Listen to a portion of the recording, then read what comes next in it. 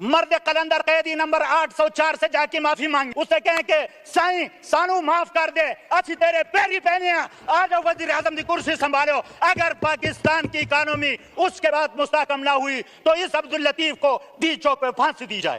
ہمارے یہاں پہ مسئلہ ہے کہ ہمارے ہاں جتنے بھی دنیا میں لیکیجز آتی ہیں، بدقسمتی سے اس لیکیجز میں یہاں کی پولیٹیکل ایلیٹ کے نام شامل ہوتے ہیں۔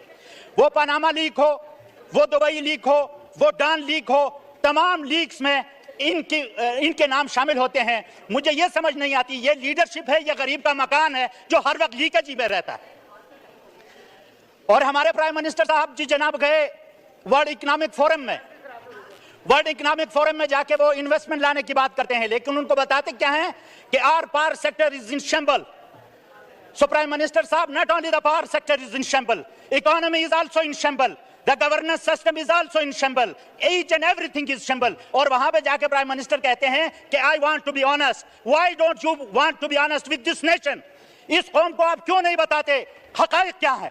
یہاں پہ آ کے آپ بولتے جھوٹ ہیں، ورلڈ اکنامک فورم میں جا کے ان لوگوں کے کہتے ہیں کہ I want to be honest. You can't be honest. کیونکہ جہاں پہ بھی اس کی بات آتی ہے، منی لانڈرنگ کی بات آتی ہے، پیسہ ملک سے باہر لے جانے کی بات آتی ہے، تو آپ کا نام آ جاتا ہے، آپ کے خاندان کا نام آ جاتا ہے، تو آپ کی کریڈیبلٹی اور آپ کے آنیسٹی پہ کون یقین کرے گا؟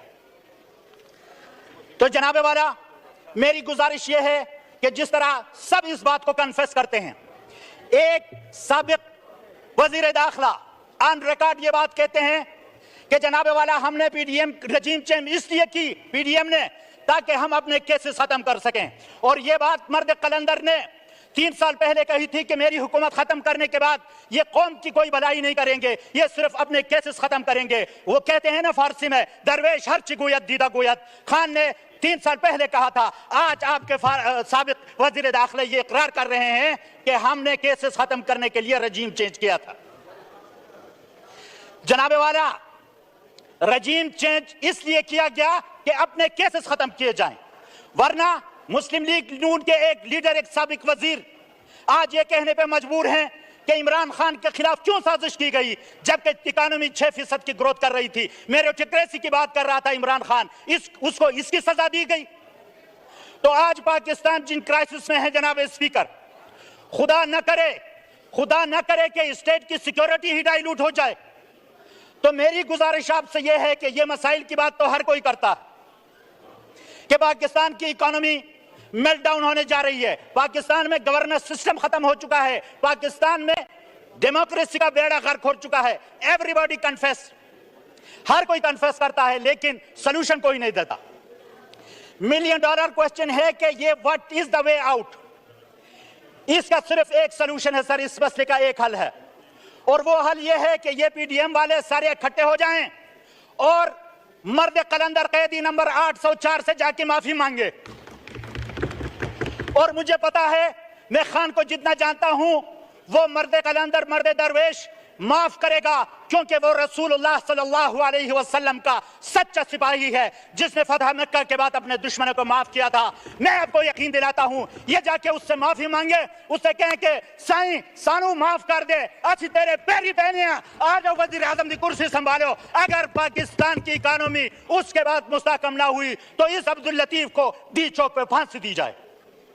یہ تو نہیں ہوتا سر، یہ تو نہیں ہوتا جناب اسپیکر کہ ایک وزیر اعظم کو آپ within no time 200 کیسز اس کے خلاف کریں، بوگس کیسز اس کے خلاف رجسٹرڈ کریں، اور دوسرے بندے کو باہر سے لایا جائے اور ایئرپورٹ پر اس کے لیے بائیو میٹرک جوڈیشری جا کے ایئرپورٹ پہ جا کے اس کا استقبال کرے، وہاں پہ جا کے اس کا استقبال کرتے ہوئے اس کو تمام کیسز معاف کیے جائیں۔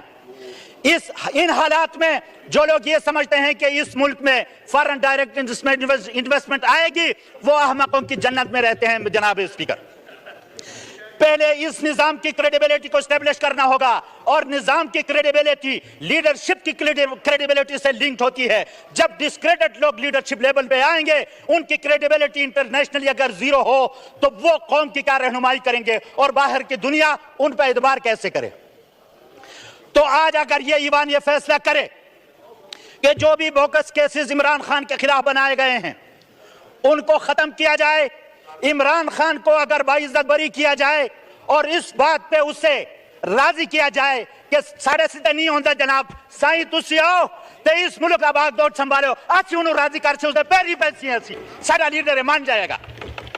इसके बगैर इस मसले को कोई मेरे मोहतरम स्पीकर साहब कोई हल नहीं है।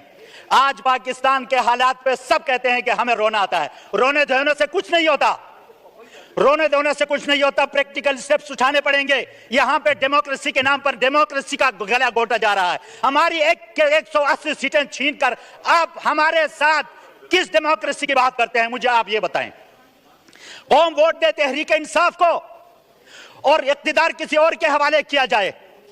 इंटरनेशनली हमारा क्या इमेज जा रहा है। आजकल वो दुनिया नहीं है कि पाकिस्तान में जो कुछ भी हो रहा हो दुनिया को पता ना हो, हमसे पहले दुनिया को पता चल जाता है कि पाकिस्तान में क्या हो रहा है। तो जनाब स्पीकर, हम सिर्फ रोने धोने से इन मसाइल का हल नहीं निकाल सकते। बात करते हैं जी डिबेट होनी चाहिए, किसके साथ हम डिबेट करें, हम किसके साथ डिबेट करें, किसके साथ डायलॉग करें। फॉर्म 47 लेकर एक बंदा आगे इख्तिदार पे काबिज हो जाता है और हमें कहा जाता है कि आप मुज़ाकरात करें। क्या ये मुज़ाकरात हो सकते हैं? उनके कायदीन को तो क्लीन चिट दी जाए, उनके दरवाजे पे अदलिया को लाया जाए, एयरपोर्ट तक अदलिया को ले जाया जाए और मेरे कायद को हाई कोर्ट से अगवा करके, हाई कोर्ट में भी मेरा कायद महफूज नहीं था। मुझे ये बताएं कि इस मुल्क में इंसाफ का निजाम है तो किधर है। तो आज जनाब स्पीकर, पाकिस्तान की हालत वो है, वो किसी शायर ने कहा था कि इंची शोराश्तर दौरे कमर मी बीनम, इंची शोराश्तर दौरे कमर मी बीनम, हमा वफाक पुर आज फितना व शर्मी बीनम, अस्पताजी शुदा मजरूह ज़ेरे पौला, तौक़े ज़र्रीन दर गर्दन खर मी बीनम। आज पाकिस्तान के वो हालात। तो जनाब स्पीकर, अल्लाह तबारक व तआला कुरान में फरमाते हैं कि लिमा तक़ूलून मा ला तफ़अलून, आप वो बात क्यों करते हो जिस पर आप अमल नहीं करते हो। हमारा सदर साहब एड्रेस करके चले जाते हैं, हम असेंबली में डिबेट करते हैं।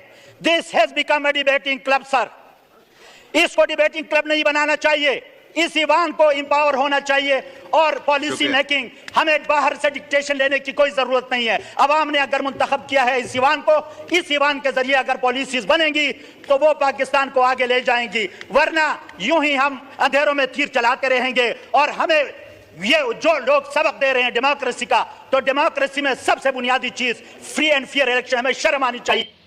ये थी जी पीटीआई के जानसार कारकुन की एक तकरीर जो जोश से भरी हुई और हक़ाइक़ से लबरेज। बिल्कुल ये हकीकत है कि पाकिस्तान के मसाइल का हल तो सिर्फ चुटकी बजाने में है, लेकिन डायरेक्शन और सिमत दुरुस्त करने की बात है। अब जो हो रहा है वो तो इतना गंभीर हो रहा है और मुल्क को इस तरह पीछे धकेला जा रहा है कि ये जो बिल्कुल ये रिपेरेबल ना रहे, इसका कोई हल ना रहे। ये जो